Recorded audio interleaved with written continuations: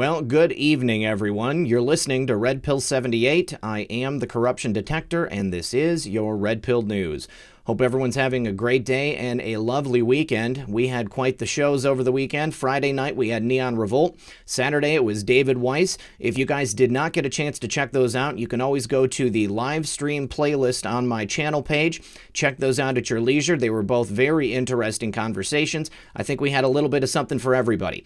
Now, today, I am pleased to say that my guest is Brandon Straka, the founder of the Walk Away movement. And Brandon, I just want to say thank you once again for agreeing to come on the show. He even allowed us to use a little clip of one of his videos. You'll see that at the end. If you do have any questions and you want to get a hold of Brandon, you can go into the description below this video and the relevant links to reach him, his movement, a couple of social media pages, and even a website. You can check that out and go see what Brandon and the Walkaway movement are up to.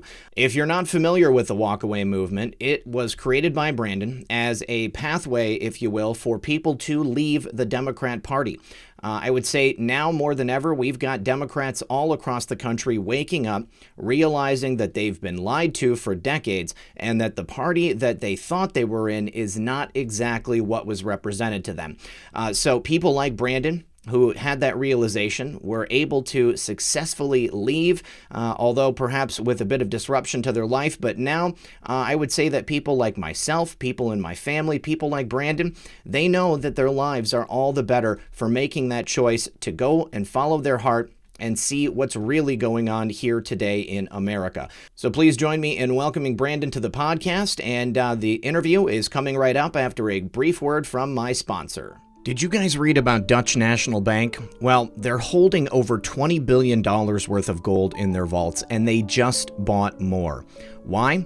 On their website, they say gold always retains its value, crisis or no crisis. Will your personal IRA accounts still hold their value in a crisis? Do you have control and ownership of your own retirement savings? If you're not sure, you need to sort your financial security out. Hit the link below or call 877-646-5347. That's 877-646-5347, and make sure you tell them that Red Pill 78 sent you. And speak to one of Noble Gold's experts because they will help you straighten out your options. All right, so joining me today is Brandon Straka from the Walk Away movement. It has basically taken the country by storm. It's been a whirlwind since it began. And Brandon, I just want to say thank you so much for agreeing to come on the show today. I really do appreciate it. Thanks for having me. Thank you. So what was it that caused you to start the Walk Away movement? Well, I'm the former liberal and Democrat who walked away after I voted in 2016 for Hillary Clinton. So for me, it was a couple of different things. It was a walk away from liberal ideology. It was a walk away from the Democrat Party. It was a walk away from the liberal media, largely those three entities in general. But it really happened, because I went on a quest to try to understand why Donald Trump got elected, because I was really horrified and scared and shaken, when Donald Trump got elected, because the media kept saying, first of all, the media said that he wouldn't, that he had absolutely no chance of winning. But they also, as we know, say that he's a racist and a bigot and a homophobe and all these terrible things, which that narrative has not changed, but it was, it certainly existed back then too, when he was running for office. And so I really wanted to try to understand why. And in January of 2017, I rather, at this point, famously, I've told this story probably 25,000 times, I posted on social media that I would never be able to understand how anyone could vote for a man who stood before a cheering crowd and mocked a reporter's disability. And that's when somebody reached out to me with a clip entitled "Debunking That Trump Mocked the Disabled Reporter." And it was a compilation of footage that showed very clearly that the media manipulated that situation to make it seem as though Donald Trump was mocking a reporter's disability, when in fact he was making fun of the fact that this reporter, who just happened to be disabled, was flailing because he was caught in a lie. Because this is something Donald Trump has done. It's a bit that Donald Trump has done many times throughout the years when he's imitating anybody who's flailing because they're caught in a lie. There's footage of him doing that exact same thing. And So it had nothing to do with that reporter's disability. And that was when, the first time that I was like, oh my God, I think the media that I've trusted is capable of telling a blatant lie. That's, something that's designed to sort of manipulate my emotions and instill fear and mistrust and misgivings. And that sent me on a journey to try to understand what was going on. And by the end of the journey, I realized that there was a major glitch in the matrix, and that, the reality that I had been believing in for so long was not really reality, that everything was sort of inside out and upside down. And so I walked away, and I created a campaign called the #WalkAway campaign, encouraging other people to also walk away from liberalism and the Democratic Party. And that's kind of where it started.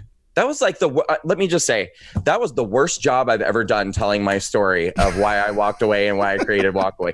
You would think by the 2,500th time, it would just be like icing on cake, but nope, that was tragic. Oh, it's great. I liked it. So when that happened, was it a gradual realization that Donald Trump was not the person that he had been portrayed as in the media? Did you continue to, look for things and pick things apart that you saw in the media? Well, yeah. So, once I made that one discovery about that one incident, I kind of went back to the beginning, and I started revisiting all of those sort of key moments in the campaign that were picked apart by the media. Like, did he really call all Mexicans rapists? Did he really advocate for the sexual assault of women in that Access Hollywood tape? Did he really call for the banning of all Muslims from the country? I kind of just went back and revisited everything and tried to watch it all in its proper context. And, once I started doing that, I started seeing that time and again, the media's portrayal of the incident was very different than what actually happened. And that in many circumstances, perhaps the Access Hollywood tape aside, what he was saying was actually maybe something positive, or, they took something and completely reversed, what the context and the meaning of what he was saying. And of course, in terms of the Access Hollywood tape, it was, of all of the incidents, I think that's the only one that probably universally everyone could agree the language that was being engaged in was not very presidential or, very appropriate perhaps. But again, this was a secret recording done in a van, of a conversation that he thought was between himself and one other person. And what he was actually describing was not sexually assaulting women or having some sort of power over women. It was about when you are a wealthy and powerful man, there are some women who are attracted to that wealth and that power. And those types of women will oftentimes, they're like groupies for a rock star, a rock band. They'll let you do anything. And in fact, they'll oftentimes insist that you do. And that's what he was describing. Right. And I would argue that it goes both ways. Both men and women, when you get around people of wealth, power, and privilege, especially celebrities in today's world, this is just the way that a certain group of the population is going to act. So I completely understand that.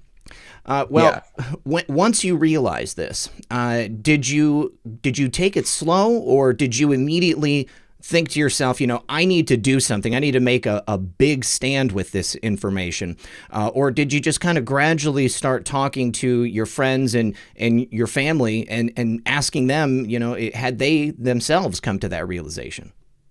Well, it was gradual for sure. I started off just having conversations with fellow liberals, fellow New Yorkers, coworkers. And at that time, I was still trying to understand what it was that I was learning, because it blew my mind. And I was just going to people and saying like, hey, have you seen this? What do you think of this? What do you make of this? Like, I don't think he actually mocked that reporter's disability.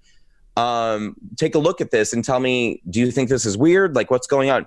And a lot of people were getting upset with me for simply even asking these questions or having this conversation. They took it as a sign of betrayal that I was, jumping off the Trump hate train.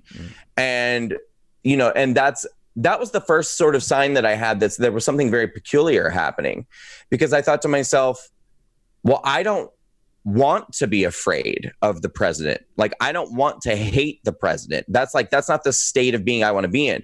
I am afraid of the president, and I do hate the president because of, you know, all of these things that I believe, but I would be much happier to find out that I was wrong. I would love to find out I was wrong and be like, oh, great, the president's not a bad guy. But I started to see that there were so many people out there that they didn't want to let go. Like, they didn't want to be presented with any evidence or anything that would suggest that he's not a monster, he's not a bad guy, that perhaps you don't have to be afraid. They wanted to be angry. They wanted to be enraged. They wanted to be afraid. And which is why I think it's an addiction. I think Trump derangement and hatred of the president stems from addiction. I think that the media are drug peddlers, and the drug is rage, and that most liberals are addicted to that drug. And so, but anyway, I didn't want to be addicted. I was addicted to alcohol and drugs. I joined AA 5 years ago and got clean and sober. So I like to kick. Thank you. I like to kick my addictions. I don't like to wallow in them. And so that was the first thing I started to realize, was that this was not even a conversation that people wanted to have or were open to having. And so then what it really compelled me to do was to get in bed at night and just do more homework and do more research, because I didn't feel safe or, you know, comfortable openly expressing any skepticisms or concerns or questions that I had. So I just thought, okay, well, I'll get in bed and watch videos and read stories and dig into things and watch debates and try to gain a better understanding of why I'm having this experience that I'm having, where suddenly everything I used to believe in, I don't believe in anymore. And then that was, I guess, the next step, was that bit by bit, I found myself being pushed away from liberalism more and more each passing day, because as I watched conservatives debate liberals, and that's when I started to really see the fallacy of the culture that I had been a part of for so long. Because, you know, my liberalism was hugely informed by me being gay. And so there were a lot of things I didn't question about liberalism. I was more like, well, they like me and accept me for being gay, so I'll just like them and accept them for everything else they believe. And a lot of the times I didn't either know or care what they believed. It just didn't really matter to me. Like, I didn't really care if somebody, you know, repealed the Second Amendment and took everyone's gun rights away. I was like, okay, whatever, who cares? No guns, whatever.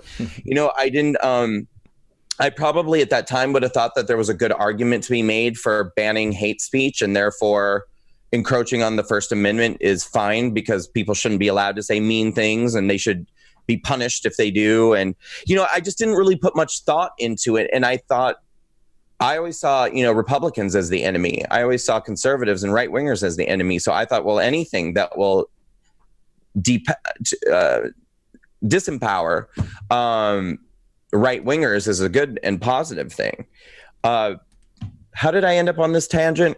Because I know I had more to say. You had originally started talking about the process of discussing this with other people, and you know, how that led you to actually creating the walkaway movement. But, oh, right. Well, I think what I was saying was that it led me to watching debates between conservatives and liberals. And so the ideology that I had kind of gone along with for so long was suddenly looking more and more flimsy to me, as I was seeing the conservative point of view debated against the liberal point of view. And then, you know, there were things that were sort of seeping into the culture anyway. You know, as I said, I feel like I became a liberal because I'm gay, and that was about the totality of the reason why. But then, you know, I started to hear these terms like white privilege and male privilege and patriarchies and hierarchies and victim culture and oppression and systematic oppression. And I was just like, oh, this is just so tiresome. And, you know, and then it just became like, I would end up in these situations where it's like you get into an argument with somebody who happens to be black and they're just automatically right because you're white. So you're just like, oh, I'm the devil, and you're not allowed to talk or say anything. And, oh, well, a black person said it, so it's automatically the truth. And I was just like, this is so stupid. This is just so dumb. And it's like so far away from why I became a liberal in the first place. I became a liberal because I'm against racism, right? I'm against sexism. I'm against prejudice or judging people based off of their sexual orientation. But now it's like it's almost compulsory that I have to hate white people, I have to hate men, I have to find heteronormativity problematic if I want. I'm like, this is literally all the stuff that I became a liberal to get away from, but in the reverse of what I thought it was. And I was like, I'm done with it. And I just feel like, through doing this research in 2017, the veil was just ripped off for me of just the complete illogical nature of liberalism and why liberalism empowers this victim mentality and why it gives status and privilege and power to people who proclaim that they are victims. I hate it. What do you think that's about? Why do you think that they want to, hold up this victim status and make that something desirable? Well, I think the majority of people don't know better. I mean, I don't think there's actually that many black people who don't believe that they are victims. Like, I don't think that there's that many black people who know we're not really victims, but I'm just going to say that I am because it gives me power and privilege. Like, I think they actually believe it. And I think the majority of LGBT people believe it. And I think the majority of, any minority class of people, I think that they believe it because if you grow up here, like, here's the thing. This is what I say all the time. And I'm sure it pisses a lot of people off, but I don't care because it's the truth. Like, the greatest privilege to being white is that if you're a white person, you probably grew up in a culture that didn't tell you when you made mistakes or you failed, that your mistakes and your failures were not your fault, but because you exist in a system where you're intentionally being oppressed by another race or a larger group of people who wish to see you fail. I mean, when I was growing up, what I was told by my parents and my teachers and people around me was, if you fail, then you better get up and learn from your failure and try harder next time. If you failed at your test, then you need to study harder and you need to work harder if you're going to succeed the next time. And that's what I learned, that my failures and my shortcomings are mine to own, mine to learn from, and that if I want to rise above that failure, I have to do better. And I have to work harder, and I have to learn more, and I have to run faster, and you just have to do better. But there's these whole other groups of people that are just being told, no, it's not your fault that you failed. It's not that you're being held down. You're being oppressed. Imagine how detrimental that would be to the psyche to be a member of a group, and I don't blame them.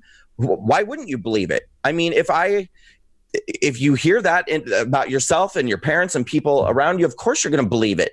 And it's, then that is manipulated by the liberal media, by the Democrat Party, by white liberals to control the thinking and behavior of minorities. The media knows exactly what they're doing. They're in on the game. And so are the Democrat politicians. They know it's all crap.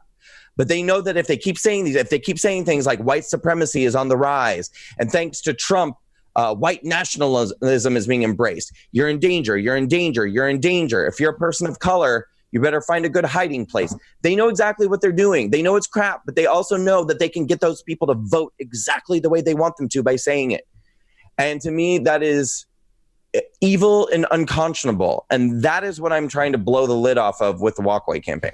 Yeah, it's definitely mass manipulation. And one thing that I would say to add to that is that it seems to me that this millennial class generation that's coming up, that kind of mass victimization status appears to have been, kind of put onto the entire majority of the millennial generation, no matter whether they are, white, black, brown, or whatever. Everyone kind of has, grew up with that participation medal. It's not your fault. It was, somebody else's fault. And I see it like seeping into everything that's going on. And I don't know about you, but in my area, I see people, younger people, they seem to all be like that. They are just obsessed with, the idea of isms and being oppressed. And people, I think that might be why we've got so many people trying to be, part of this movement, because they're just tired of it. They look around and they can see that the media is playing them, and that they have been lied to for all these years. Now, with that realization that Donald Trump was not the person he was portrayed as in the media, did that make you take a second look at, people like Hillary Clinton? Oh yeah, for sure. Yeah, I actually, it's so weird to me that I even voted for her. And I was like, and it wasn't even, I didn't even just vote for her because she was the available candidate. I voted for her because I loved her. And I wanted her to be the presidential nominee in 2008. I was upset that Barack Obama got, the nomination. And so I was riding the Hillary train for years and years. And now I can't stand her. I cannot stand her. I just see so clearly now what it is and what's going on. And, when she's going on television and saying that Tulsi Gabbard is a Russian operative and, the white nationalism stuff, I'm like, oh my God, it was there all along. And I wasn't seeing it. This person who I thought was going to be the greatest president of my lifetime, the first female president, is Queen scumbag. And I didn't see it at all. I absolutely agree. Oh, well, how successful has Walkaway been? Have you been able to quantify how many people have joined the movement? Yeah, so right now the best we can do in terms of metrics is track our social media. And so we began as a Facebook group, the hashtag Walkaway Campaign Facebook group, which for anybody out there, I would highly encourage them to join that group. That's where it all began. At this point, that group has 216,000 people and tens of thousands of video and written testimonials from people who are telling their stories about, walking away. And that's where, people can find these videos on YouTube and bits of them on Twitter because, Twitter is their stupid 2-minute and 20-second rule. Instagram is even worse. Don't get me started. I don't know why anyone likes that stupid app. It makes me insane. We could do a whole nother show about how much I hate Instagram. I hate it. Why would you ever want to join an app where all you can do is look at pictures and 1-minute segments of videos where you can't even rewind or pause or oh my God, it makes me crazy. It's a time killer. It helps people feed into that outrage machine. Yeah, but but you go on there and it's you see a video that interests you and you see this, and you're like, oh, what did he say? And you have to wait for it to loop around again for the whole minute because you can't. Oh, it makes me crazy. Right. Anyway, so between all of our social media platforms, we actually have over 1 million followers. But when we account for overlap, which I think we're very generous in that accounting, basically we've cut the number in half. And we say that we probably have 500,000 unique followers. And I actually believe it's much more than that because we often ask our Twitter people to go to Facebook. We ask our Facebook people to go to Twitter and Instagram and they all throw a total fit about it. They're the Facebook people are like, we will not go on Twitter. And the Twitter people are like, we will never go on Instagram. And so I actually believe it's a lot more than 500,000. But just to be fair, we say we have over 500,000 unique followers on all social media platforms. And we have tens of thousands of video and written testimonials from people who've told their walk-away stories. Wow. It's incredible to see. I've watched many of the videos. My mom made a video. She was super excited about it. Coming out as a conservative or as a Trump supporter now is almost dangerous in today's world because people are just obsessed. Like you said, they're obsessed with that rage. They're addicted to it. And the media is not helping. They're feeding into that frenzy. And all of the language that's out there that they're using, it's designed to bait you and pull you in. Who wants to be a white nationalist? Nobody wants to be a white nationalist. Okay. But they've given people no choice. It's either you are a white nationalist or you're on the side of good and right. Now, Right. I know that you've been on a speaking tour. You've been doing events. Can you tell us a little bit about that? Sure. So we do a number of different events with Walkaway. First is our town hall series, which I'm very proud of, where we've been traveling the country, engaging with different minority groups. These are groups that are typically marketed to and targeted by the Democrat Party and largely ignored by the Republican Party. So we decided to actually get out there and try to make a difference. So we've done Walkaway Black Americans town halls, Walkaway Hispanic American town halls, Walkaway LGBT Americans town halls. We're actually doing our first Hispanic town hall in 1 week from today. 1 week from today. And that's going to be in District 14 of New York City, which is AOC's district. Should be good. I actually hand delivered an invitation to the event to her yesterday. Oh. I went to her office. Yeah. Wow, that's cool. It was there. Yeah. And then we have our first Jewish Americans town hall in December. And then I'm on a college campus tour that we're calling the Walkaway Thought Revolution College Campus Tour. And so we're kind of traveling around. I have a bunch of dates on that. We're adding every day. We're just about to add NYU, Berkeley, a whole bunch. I actually don't handle that. But as of now, I think we have 5 or 6 more before the end of the year, which is, like 6 weeks from now. And then we're going to get going again next semester and just get out there and awesome. Start revolutionizing thoughts. So are you targeting primarily people on college campuses, or is it extending out beyond that? Or is it just easiest to go to college campuses? With the Thought Revolution Tour? Yeah. Well, we're trying to gear that message towards young people, students, millennials, anyone really. Yeah. But it's certainly young people, college age people are a demographic that we want to connect with because that's another one that, I think the Republican Party has done a lousy job of communicating with. And again, like to be clear for anybody listening, I'm not trying to turn people into Republicans. Like that's not what Walkaway is about. Walkaway is a movement away from the political left, but we say it's a journey, not a destination, meaning we don't tell you where to go or what to think. We don't lead you out of groupthink into more groupthink. Right. We encourage people to do their own research, to do their own homework, to stop listening to the liberal media and believing everything that they tell them, and to start thinking for yourself and break away from the victim narrative, the identity politics, the tribal mentality, the groupthink.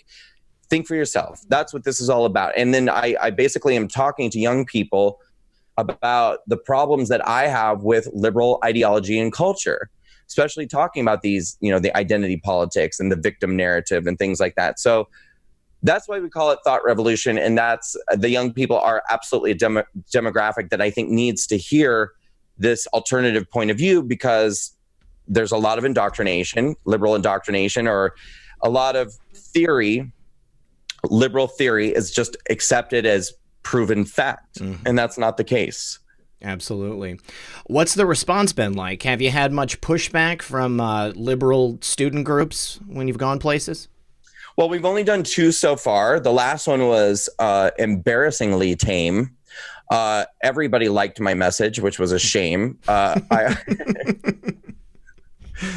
didn't even get my pulse up for one single moment. I was just sort of like, this is how I feel. And everyone was like, yay! And I was like, really? Come on, somebody get mad. But the first one that we did have a significant amount of pushback. I'd say the audience was more opposition than sympathetic to my message. So did a Q&A afterwards with the kids who found a lot of my message to be problematic. But, I learned a lot from that first thing. It was the first time I did it. Yeah. I went in defensive. I think I went in a little offensive, to be honest. And I learned through that experience to craft my message differently. I think there's enough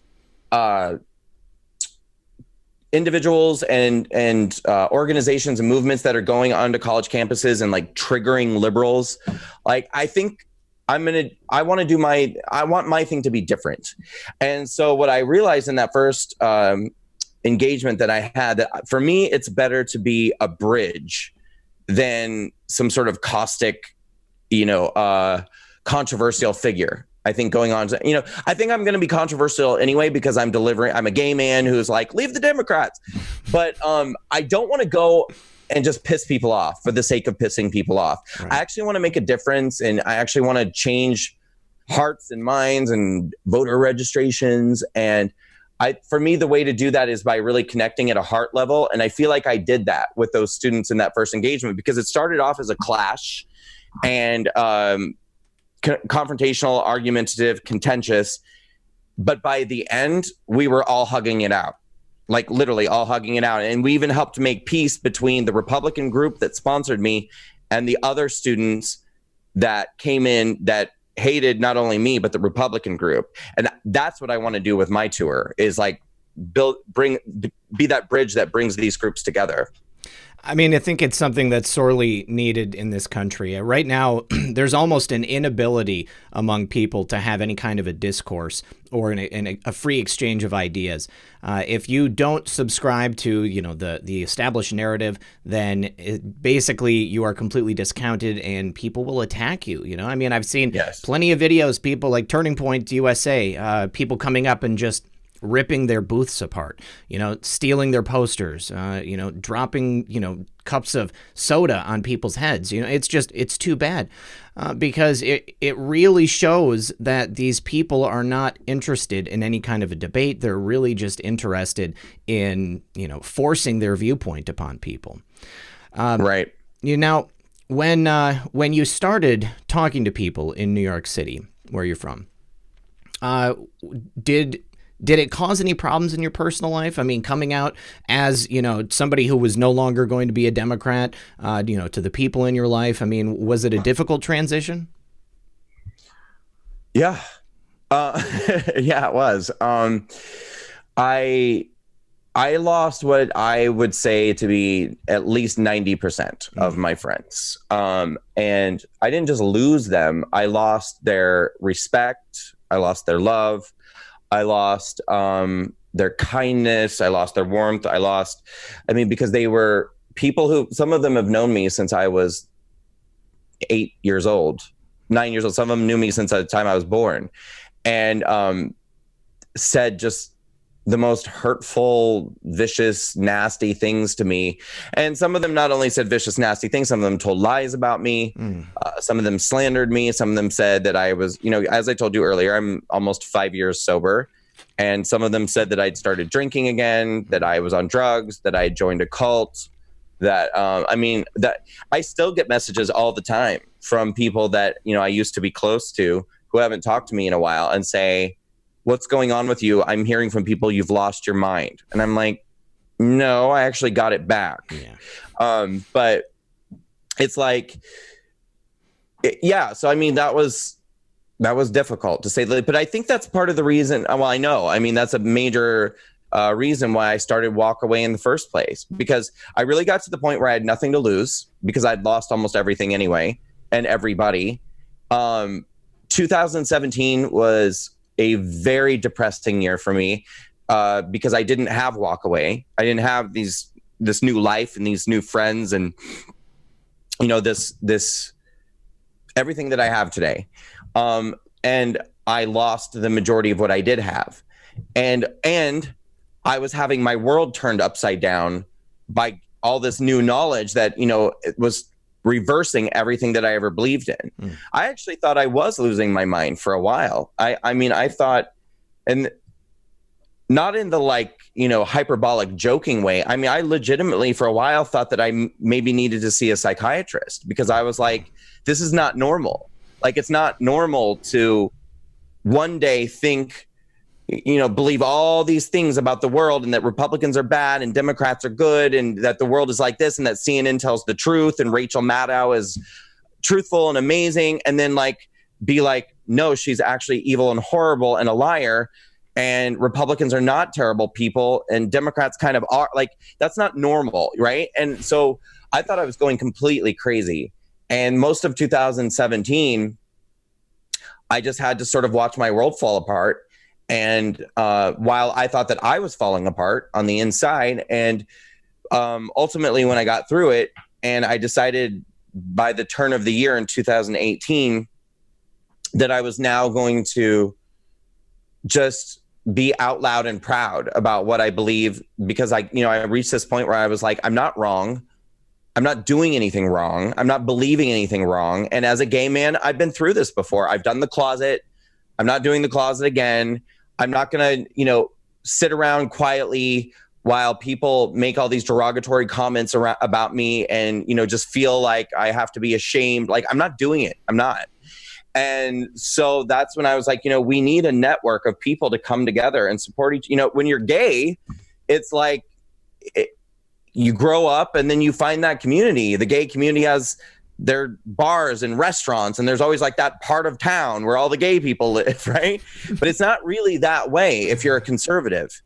And there's, conservatives are, I think, more than half of the population. Gay people are a tiny, tiny part of the population. But I just thought this is so interesting that there's so many of us conservatives who are having this experience, but nobody's really doing anything about it to bring people together. And that's why I thought, we need this network of support. We need people to stand up and be like, no, I'm going to walk away from this party. I'm going to walk away from the lies. I'm going to walk away from Antifa. I'm going to walk away from the violence and the vandalism and the vitriol and the fake news. And I'm walking away, and I'm not going to do it by myself. And so I had this idea to bring people together so that they wouldn't have to be alone and go through what I went through. Well, I commend you. My hat's off to you. I completely can relate to what you went through, because in 2016, when I came out as a Trump supporter, I lost all my friends. I lost my business. Every single client that I had pulled out because they were all Democrats. They were all liberals. So I had a complete, and total reversal of everything in my life.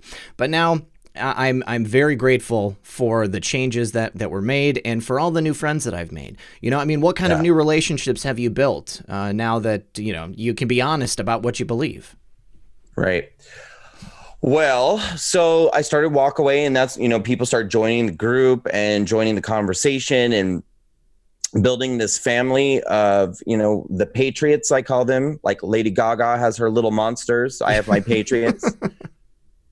That's how I see myself, as the Lady Gaga of Walk Away. Okay. That's cool. Just so you know. Sure.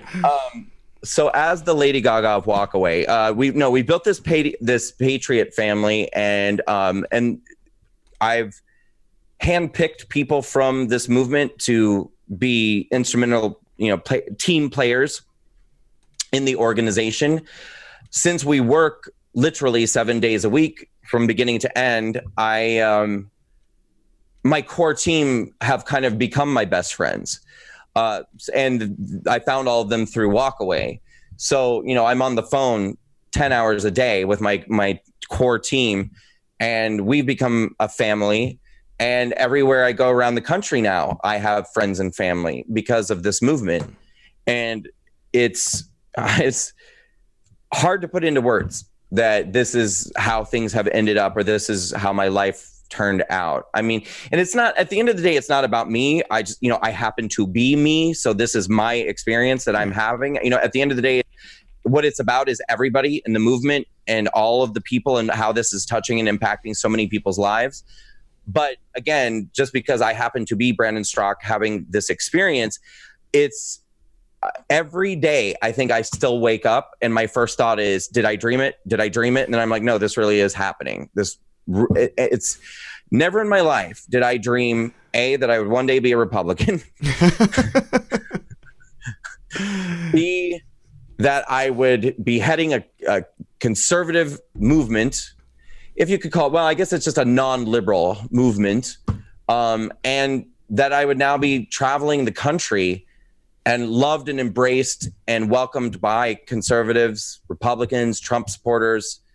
I actually spoke at a Trump rally on August 1st. I opened for President Trump for 18,000 people who, you know, I barely got out of there alive because so many people wanted to give me a hug and a kiss, you know, and it's like, it's just the world as we're being told it by the liberal media is all a big scam. It's just a scam. And I want as many people as possible to know that. That's so awesome. That's so cool. How did you end up with that gig, speaking at the Trump rally? How did that come about? It was a pretty cool series of events. In March of this year, I was invited to be Mark Levin's guest on Life, Liberty, and Levin on Sunday night on Fox News for the full hour. Now, Walk Away wasn't even a year old at this point. Walk Away was about 9 months old. And so you have to bear in mind, even today, still, I have a lot of learning to do. Like there's a lot of history, both in politics, American history, the history of, you know, you look at something like the Russian collusion investigation, the Mueller report, and the impeachment. Like, there's so many names and details thrown around. It could take a lifetime to try to catch up on like who all these people are, you know, because this is not something that was my wheelhouse before. This wasn't my world. Anyway, I got invited to be on Life, Liberty, and Levin, and I had no idea what a big deal it was. None. I had no clue. I knew who Mark Levin was. Like, I had heard his name. I knew who he was. When they asked me to be a guest, I thought it was going to be like when I went on Judge Jeanine or Tucker Carlson. Like, I thought I was going to be on his show for like 5 minutes. And I was like, cool, I'm going to be on the Mark Levin show for, 5 minutes, whatever. And then they wrote me back and they were like, well, you're Mark's guest for the full hour. And I was like, wait, what? And they were like, well, yeah, you'll be his only guest. And I was like, so I'm doing a one-on-one interview for a full hour on Fox News. And they were like, yeah. And I'm beginning to get it at this point. I'm like, I think this is bigger than I think it is, but I don't know. So I did the interview with Mark. I left the interview and I called my team and I was like, I think I did a really good job. I feel like it went really good. It aired that Sunday and it was like, bada bing, bada boom. The next thing I knew, I got an email from Laura Trump's assistant saying, Laura watched your interview.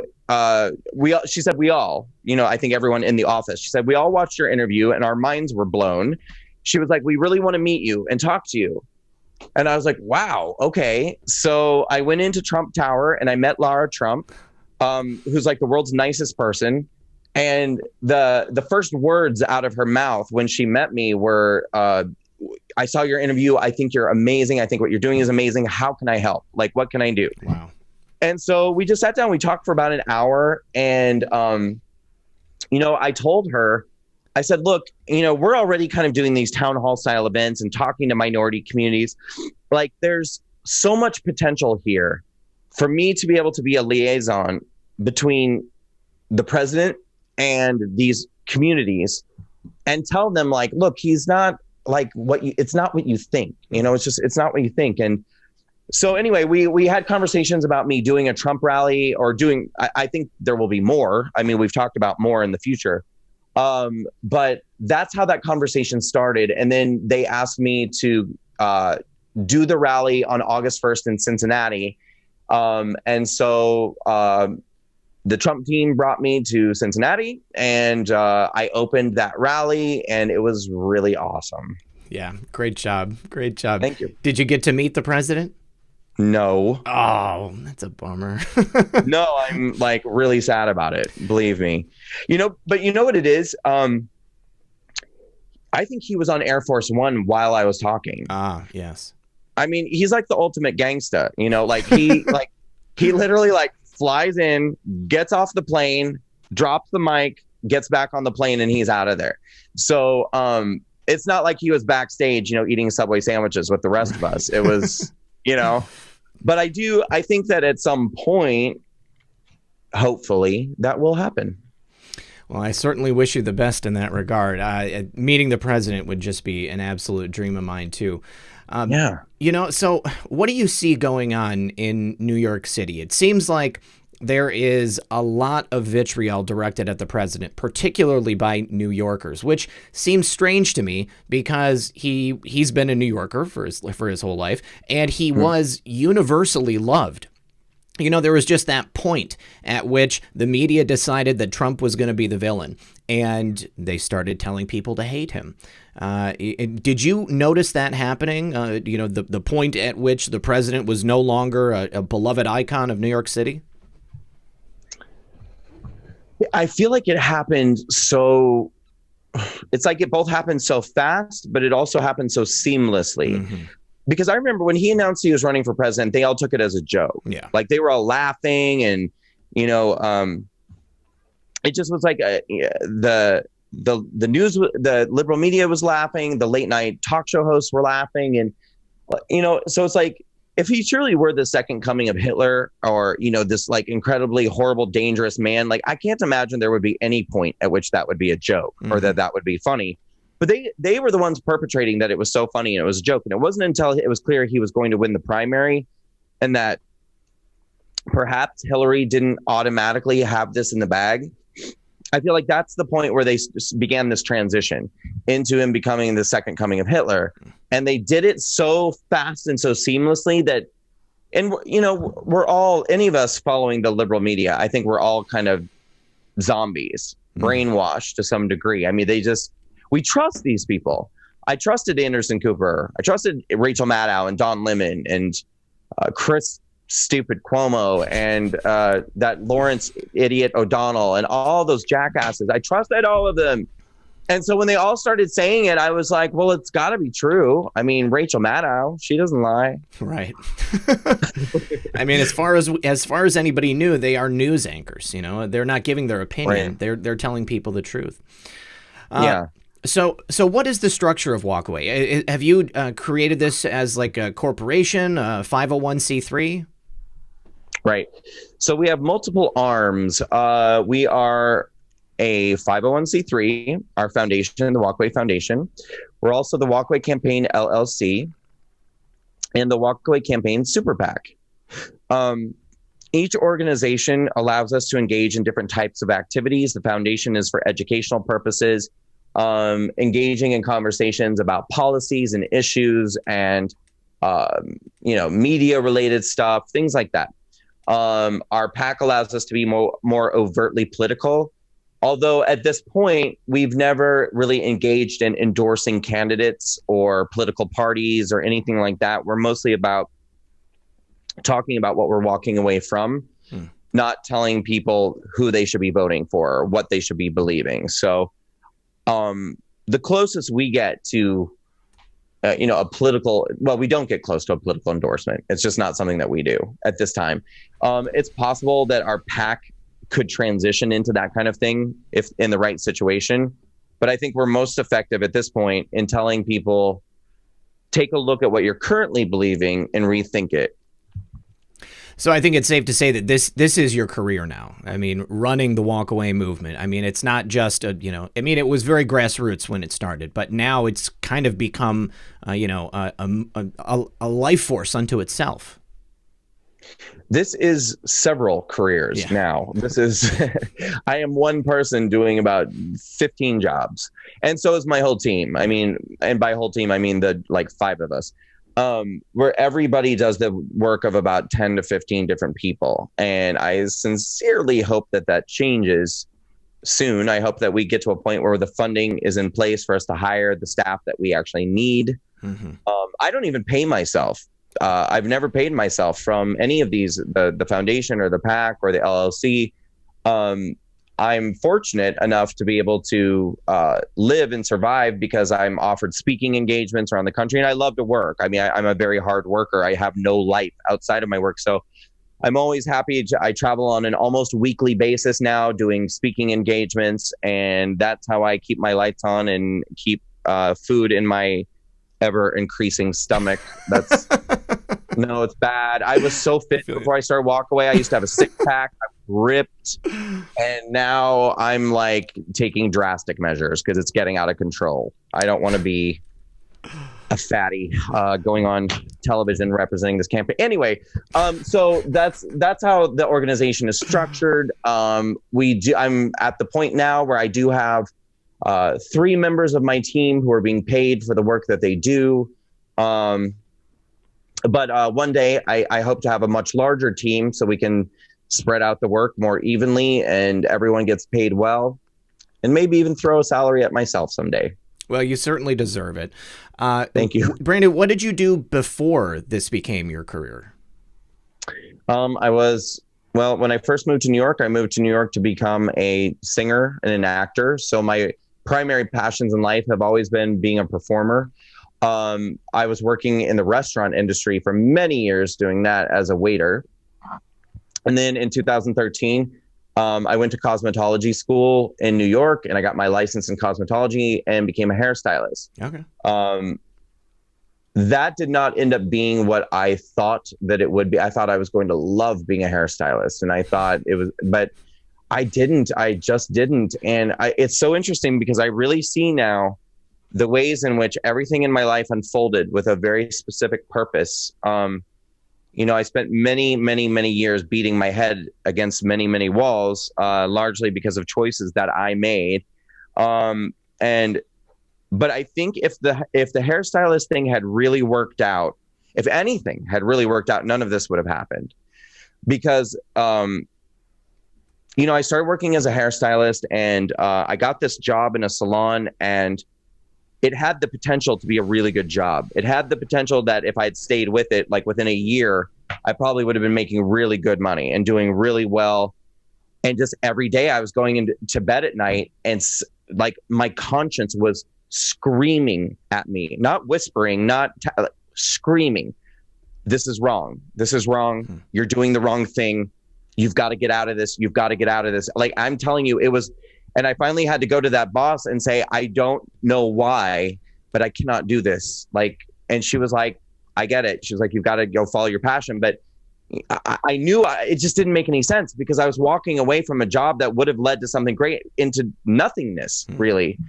And then I just started working as a freelance hairstylist just to kind of pay my bills while I was trying to figure out what is it that's missing, and in the process, all of this started happening. That was right around the time Trump got elected, right around the time I started to change.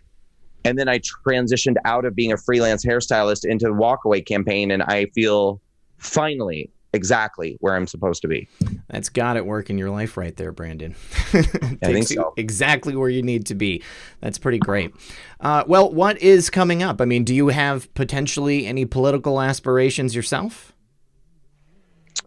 So here's the deal with that. I have learned through, if the last 3 years of my life have taught me anything, it is never say never. Because if you had told me in early 2016 that I would become a Trump supporter, a Republican, that I would hate Hillary Clinton, that I would start a conservative movement, that I would have thought you were insane and I would have run away and jumped off a bridge. But seeing the way that things have changed so drastically in my life, like night and day, as I sit here before you today, my answer is no. I don't think I'm going to run for office. I don't see it in the cards, but I can never say never because next year I might be in Congress. I don't know.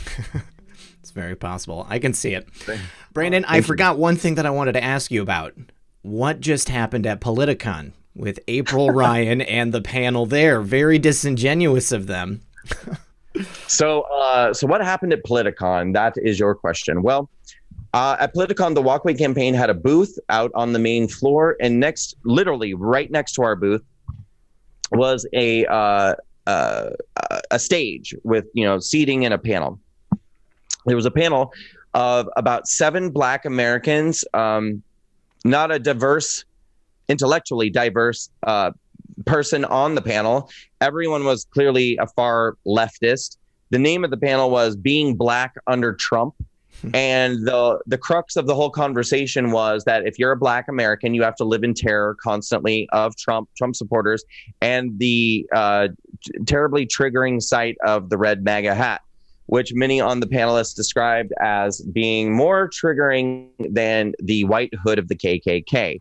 One panelist even said, at least with the hood of the KKK, they were wearing a hood which indicated that they knew that they had to be ashamed and hide who they were. The MAGA hat empowers people to be just as bad as the KKK, but they don't even have to hide their faces. What? Insane. So we all sat there and we listened as they went on, and the 20% of us who were Trump supporters were becoming increasingly angry and agitated and enraged by the things that they were saying. And we were told to wait until the very end and we could ask questions or comments of the panel. Well, imagine our surprise when we got to the end of the event of the panel and they were like, "Thank you all for coming. Have a great day." And they all stand up and we're like, "Wait, what?" So another guy who was there, who was a black Trump supporter, kind of stormed the microphone. And honestly, he got everything really riled up because he was kind of emotional and shouting and he was all over the place. Finally, I was able to get the microphone. But by that point, people were blowing whistles and shouting and trying to talk over me. And the Politicon producers were trying to grab the mic out of my hand. And all I wanted to do was ask April Ryan, CNN reporter April Ryan, and White House reporter April Ryan, why she was such a liar. That's all I wanted to ask. April Ryan, why are you such a liar? Why do you love, were you born a liar? Did you become a liar later in life? Was it something that you acquired? Did it take practice? Do you like lying or do you not like lying? What is it about lying that appeals to you so much, April? And then I wanted to give her examples of blatant lies that she's told and how these lies have had negative impacts on the country at large, but minority communities who she claims to protect. And that's all. I wanted to ask these questions, and it turned into kind of an epic SHIT show. And but the footage is available for people to see. You're welcome to pipe it into the podcast if you want to. All right, excellent. I think I'll go ahead and include a little snip there. All right. Why not? What was said and how the whole thing went down. The other day at Politicon, we listened as this panel went on, saying the most vicious, most hateful, most divisive, most untrue statements about Trump supporters. The Klan hood was a sign that they even understood that it was socially inappropriate to be openly bigoted, openly racist, and openly violent towards non-white people. The MAGA hat is what tells you they don't have to worry about that no more. Trump hunts off. Trump has given them license to be all they can be. To be all the bigotry and all the racism and all the misogyny. He's given them license to be all of that out in public, in person. And if you fight with them too much, they will claim free speech. They will say you were taking away their free speech should you dare question their moral and ethical philosophy. The MAGA hat is interesting to me because it's a self-registration, right? This is from the same kind of group of people that generally doesn't like registration acts and doesn't like government control. They are self-identifying for you who they are and what they are about. And they are self-identifying that what they are about is not caring enough about who you are and who you are about to even show you the basic respect, as we all were taught, I'm sure, by our parents, of taking off your hat while you're inside. Liberal people who were shouting, booing, making noises, and trying to prevent me from being able to speak, as well as producers of Politicon who were standing over me, trying to grab the microphone out of my hands and saying, "You're being disrespectful, you're being disrespectful," while the panelists themselves are standing up, talking over us, barking over at me, and I literally had not even had an opportunity to ask my question yet at this point. All right. Well, Brandon, was there anything that we didn't cover that you want to tell the audience? Any upcoming engagements? Anything that's coming in the pipeline for Walkaway or yourself? Sure. So on November 9th, 1 week from when does this come out? This will be coming out on Sunday. Tomorrow. Yeah, tomorrow. Yeah. Okay. So I'm sorry. Are we trying to give people the illusion that this is live? Not at all. No. I'm very forthcoming with that. Since today is Sunday, so on Saturday, November 9th, we're doing our Walkaway Hispanic Americans Town Hall in District 14 of New York City. That's AOC's district. The next month, we're doing the Walkaway Jewish Americans Town Hall on December 10th, I believe. In January, we'll be doing the Walkaway American Women's Town Hall in Nashville. This is going to be a women's event. We're kind of billing it as the non-liberal ladies' night out. We want it to be rowdy. We want it to be loud. We want it to be fun.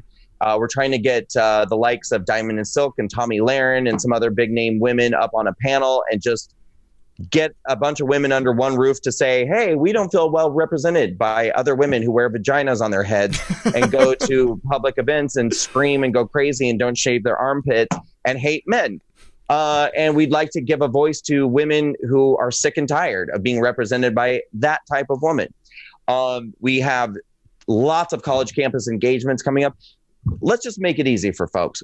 Please go to walkawaycampaign.com, click events, and we have an events calendar for you there. You can see when we're coming to a college near you, to a city near you for one of our walkaway events. It's all there at walkawaycampaign.com/events.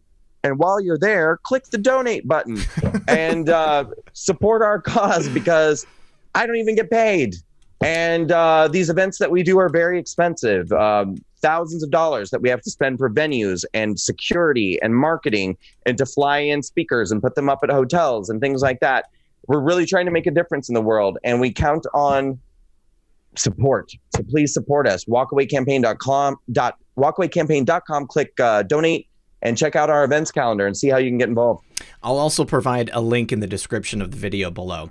Brandon. All right. Well, thank you, Brandon, for explaining that. Thank you for coming on the show. I really appreciate it. And I hope that we can have a conversation again in the future. Would be great. Would love to talk to you again. Thank you. All right. Thank you.